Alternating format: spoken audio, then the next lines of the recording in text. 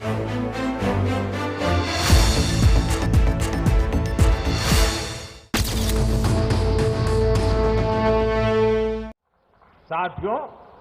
ये भी हमारी ही सरकार ने, जिसने न सिर्फ दिव्यांगों की नियुक्ति के लिए विशेष अभियान चलाए, बल्कि सरकारी नौकरियों में उनका आरक्षण बढ़ाकर दिव्यांगजनों के लिए 3% से बढ़ाकर के अब 4% कर दिया है।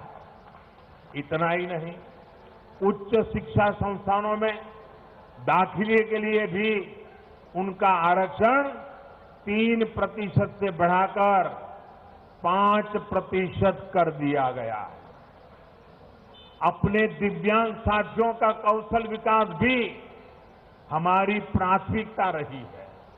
सरकार ने 2 लाख साथियों को स्किल ट्रेनिंग दी है और अब 5 लाख दिव्यांग साथियों को स्किल ट्रेनिंग देने का लक्ष्य है।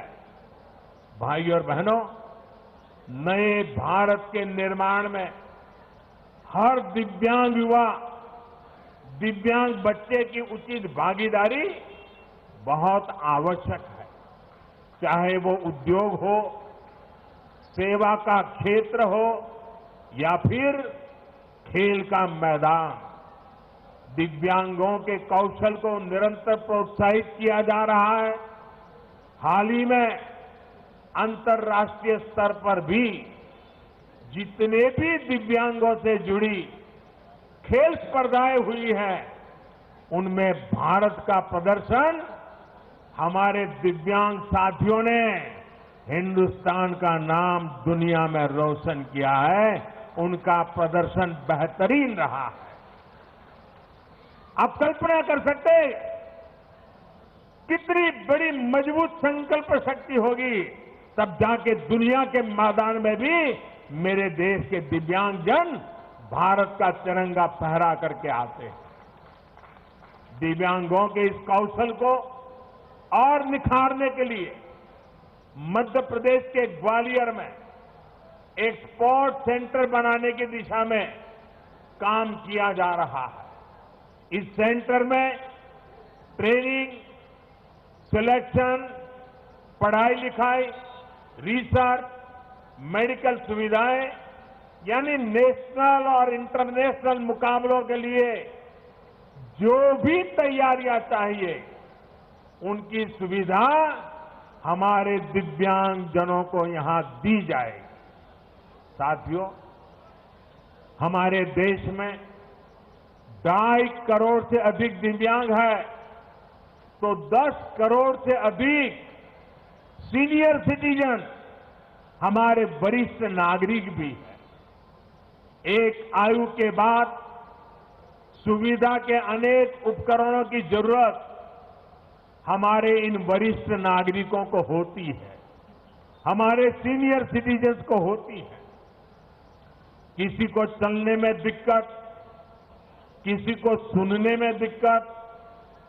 सीनियर सिटीजन्स के जीवन से इस परेशानी को कम करने के लिए हम लगातार काम कर रहे हैं। गरीब वरिष्ठ नागरिकों को भी जरूरी उपकरण मिले, इसके लिए हमारी सरकार ने 3 साल पहले राष्ट्रीय वयोश्री योजना इसकी शुरुआत की। इस योजना के तहत करीब 1.25 लाख सीनियर सिटीजन्स को जरूरी उपकरण दिए जा चुके हैं। वयोश्री योजना के तहत आज यहां भी अनेक हमारे सीनियर सिटीजन को, बुजुर्गों को उपकरण देने का सौभाग्य और उनके आशीर्वाद प्राप्त करने का सौभाग्य आज इस पवित्र नगरी में मुझे मिला है।